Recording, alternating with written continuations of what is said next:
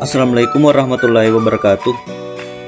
Saya Asmar dari kelompok 4 pada mata kuliah Manajemen Konflik, jurusan Administrasi Pendidikan Universitas Negeri Makassar.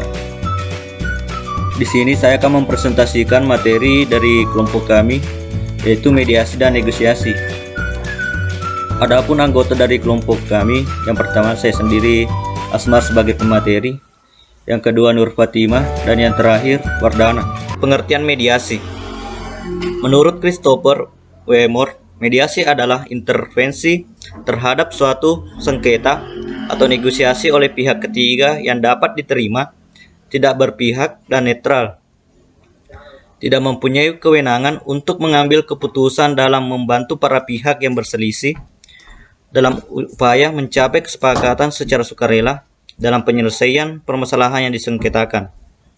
Menurut Polberg dan Taylor, mediasi adalah suatu proses di mana para pihak dengan bantuan seseorang atau beberapa orang secara sistematis menyelesaikan permasalahan yang disengketakan untuk mencari alternatif dan mencapai penyelesaian yang dapat mengakomodasi kebutuhan mereka. Dari beberapa definisi mediasi dari para ahli tadi, dapat ditarik beberapa kesimpulan tentang ciri dari proses mediasi. Yang pertama, adanya pihak ketiga yang netral dan imparsial. Artinya, tidak terlibat atau terkait dengan masalah yang dipertikaikan. Netral dan imparsial dalam arti juga tak memihak dan tak bias.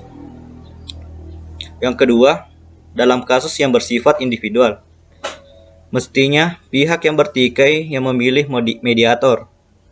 Tetapi, bisa juga mediator yang menawarkan diri, namun pihak yang bertikai harus setuju terhadap tawaran itu. Pihak ketiga harus diterima di kedua belah pihak.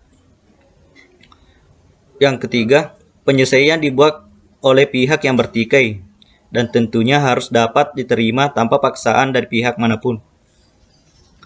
Yang keempat, tugas mediator terutama dalam menjaga agar proses negosiasi berjalan dan tentunya mampu membantu memperjelas apa sesungguhnya masalah dan kepentingan dari pihak yang sedang bertikai.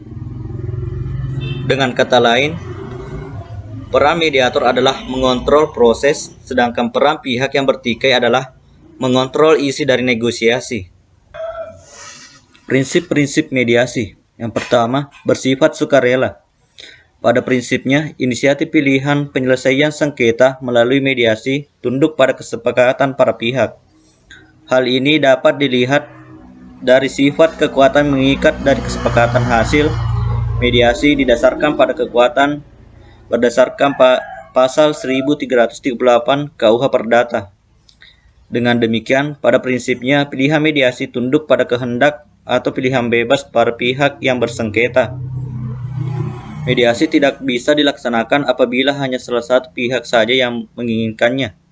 Yang kedua, lingkup sengketa.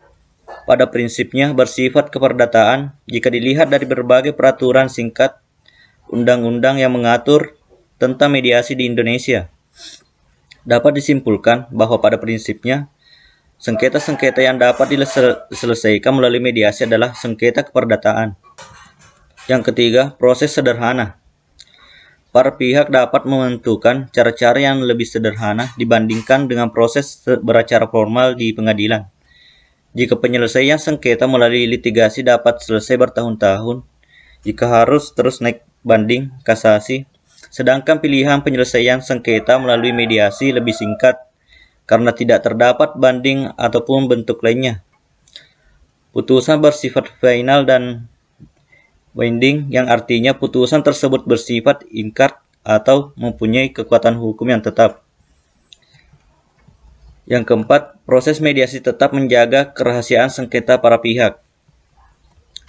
Mediasi dilaksanakan secara tertutup sehingga tidak setiap orang dapat menghadiri sesi perundingan mediasi.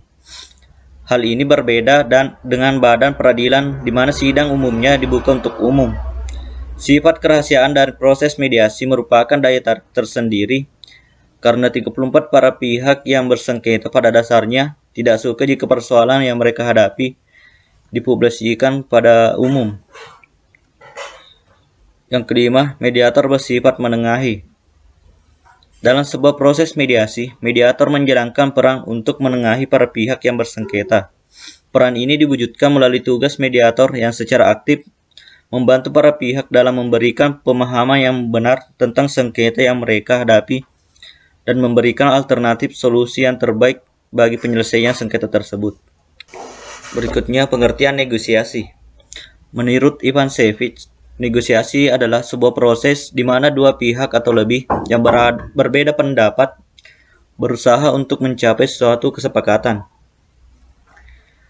Sedangkan negosiasi menurut Robbins, negosiasi adalah sebuah proses di mana dua pihak atau lebih melakukan pertukaran barang atau jasa dan berupaya untuk menyepakati nilai tukarnya. Dari beberapa definisi menurut para ahli tadi, dapat kita simpulkan bahwa negosiasi adalah suatu upaya yang dilakukan antara pihak-pihak yang berkonflik dengan maksud untuk mencari jalan keluar serta menyelesaikan pertentangan sesuai kesepakatan bersama. Lalu apa saja langkah-langkah dalam bernegosiasi? Berikut beberapa langkah-langkah dalam bernegosiasi. Yang pertama itu persiapan. Langkah pertama dalam melakukan negosiasi adalah langkah persiapan.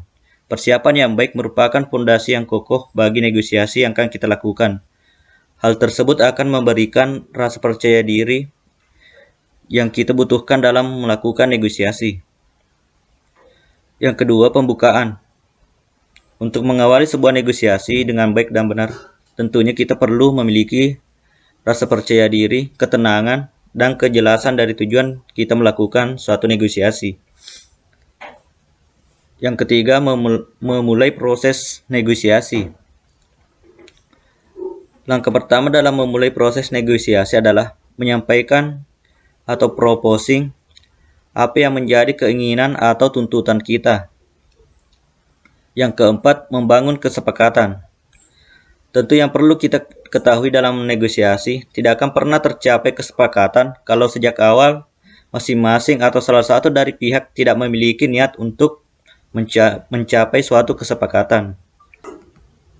Kesepakatan harus dibangun dari keinginan atau niat dari kedua belah pihak, sehingga kita tidak bertepuk sebelah tangan. Demikian pembahasan terkait mediasi dan negosiasi. Semoga bermanfaat untuk kita semua. Kurang lebihnya mohon maaf. Assalamualaikum warahmatullahi wabarakatuh.